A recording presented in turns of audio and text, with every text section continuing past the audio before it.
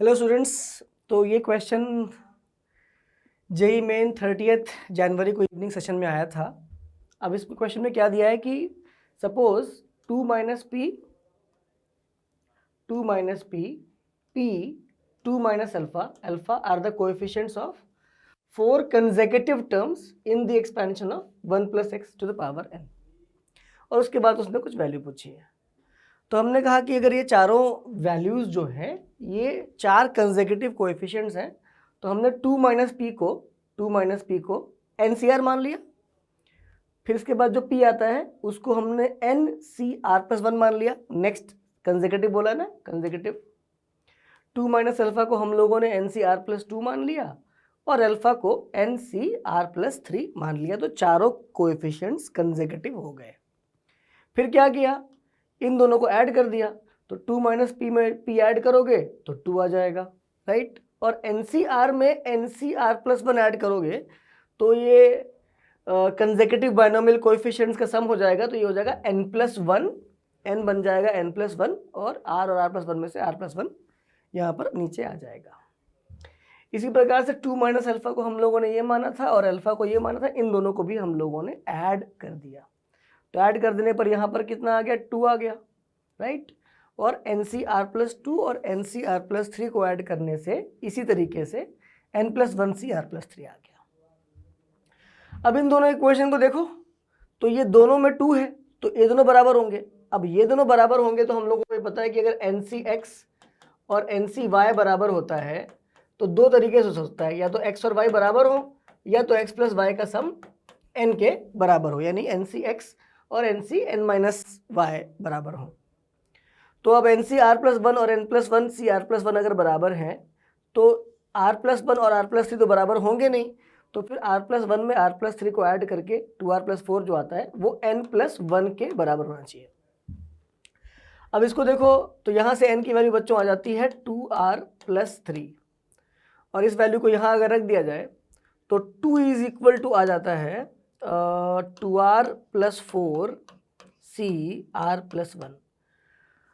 अब ये जो है इनकंसिस्टेंट है, क्योंकि इसमें अगर आप R की वैल्यूज चेक करोगे, जो कि जैसे R की स्मॉलेस्ट वैल्यू 0 होगी, 1 होगी, 2 होगी, 3 होगी, किसी भी वैल्यू को अगर आप चेक करते हो तो ये इससे मैच नहीं कर रहा है। या और अब आप सोचो 2 जो है बेसिकली 2C1 है, तो 2C1 आएगा ही नहीं इसमें से। 2C1 कैसे आएगा, R को 0 रखना चाहिए, यहाँ से देख के लग रहा है, बट 0 रखने से ऊपर 4 आ जा रहा है। तो इसलिए इस क्वेश्चन का डेटा इनकंसिस्टेंट है। तो एनटीए ने इसका आंसर 3 दिया है और हमारे हिसाब से इसका आंसर बोनस होना चाहिए question. Thank you. This is the question of first worry evening shift. इसके अंदर अपने को mod z greater to 1 दे रखा है। तो ये सारे कॉम्प्लेक्स नंबर एक सर्कल जिसका सेंटर 0 0 है और रेडियस 1 है, उसकी पेरिफेरी और उसके एक्सटीरियर पे लाई करेंगे। जो हमसे पूछा गया है वो z की डिस्टेंस है फ्रॉम द पॉइंट -3/2 n -2। तो ये पॉइंट यहाँ पर कहीं होगा -3/2 n -2।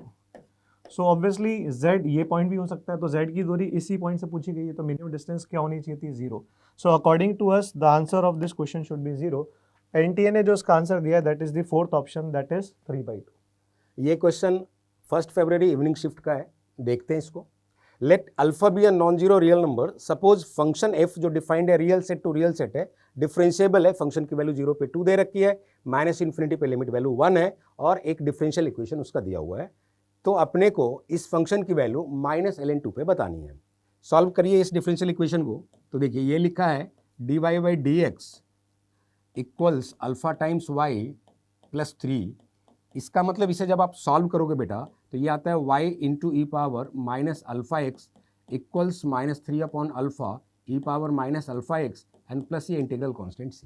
इतना सब आप कर लेते हैं, राइट। सिंप्लीफाई मैं कर देता हूँ एक स्टेप। ये बनेगा y equals -3/α plus c times e power αx, right. ये अपना फंक्शन बना है। अब जो डेटा दिया उसको यूज करते हैं। तो पहला डेटा ये दिया है कि जब आप बेटा x0 पुट करेंगे तो y की वैल्यू क्या होनी चाहिए, 2।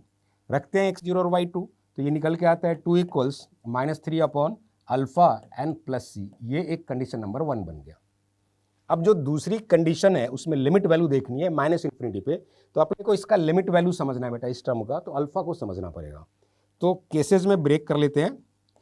आपका अल्फा नॉन जीरो है तो पॉजिटिव नेगेटिव हो सकता है। तो अल्फा को पॉजिटिव ले लिया जाए तो उस केस में बेटा जो लिमिट एक्सटेंडिंग माइनस इन्फिनिटी सी times e power alpha x होगा वो हो जाएगा आपका क्या बेटा, 0 हो जाएगा, राइट। इसको यूज करेंगे तो इससे जो दिया हुआ डेटा है वो 1 के इक्वल है, तो 1 इक्वल्स -3 बाई अल्फा आएगा।